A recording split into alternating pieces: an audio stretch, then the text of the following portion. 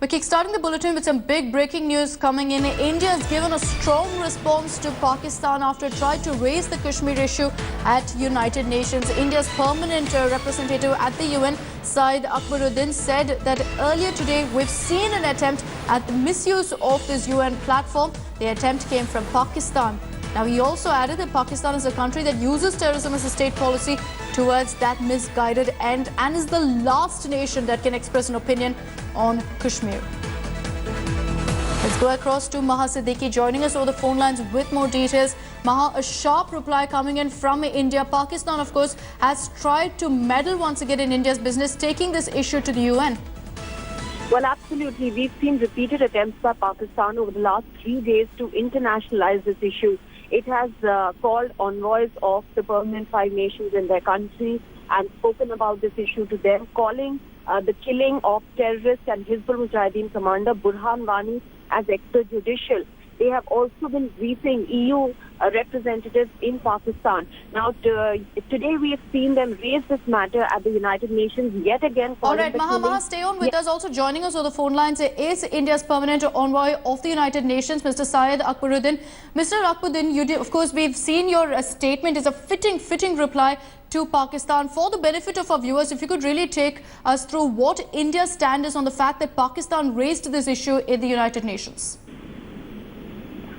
Well, our stance is very clear. The United Nations has established rules in discerning the grain from the chaff. And obviously, it does not need to respond to voices from the wilderness when there is no basis for what they are making allegations. So, this is a well-established tradition in the United Nations, and we feel that it will continue, that there is no resonance for allegations of the sort that Pakistan has made. We are confident that, like previous efforts, this too will come to no avail. Mr. Akbaruddin, we've seen several attempts, in fact, by Pakistan to rake up the Kashmir issue in the past as well. Now, once again, of course, poking its nose into India's business. In this particular instance, we've seen Pakistan also try to raise this issue in the UN Security Council. How is India going to counter this every step of the way? Because Pakistan is clearly not backing off. As I said, I can assure to your viewers, that there is no cause for any concern. We are vigilant here, and we are confident that all these efforts will come to naught, because there is an established tradition in the UN not to listen to voices from the wilderness and to focus on issues of substance. This is not an issue which is going to gain any traction or resonance in the UN. And finally, Mr. Akbaruddin, one last question with you, of course.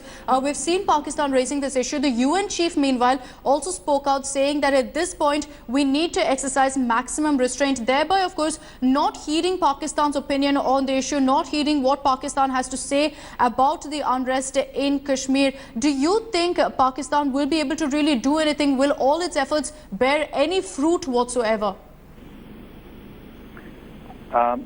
They have not been able to gain any traction in several decades, and we do not see how that position will change.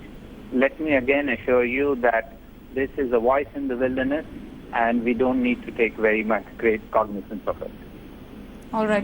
Mr. Akbaruddin, thank you so much for speaking to India today. A fitting reply being given by India to Pakistan. Remember, on many occasions, Pakistan has tried to needle India. This time, it went to the United Nations as well over the unrest that we're witnessing in Kashmir. India, of course, giving a fitting reply, saying that a country that uses terrorism as a state policy cannot afford to raise such concerns. Let's go back to Maha, who's still with us. Maha, you heard what Mr. Akbaruddin has to say. He's made it very clear that India's put out its point on the issue and that really Pakistan's efforts to rattle India will not bear any fruit. To this point, of course, what Mr. Akbaruddin said in his speech as well is very prominent. The fact that Pakistan first needs to introspect before it points fingers at India or, for that matter, meddles in Kashmir.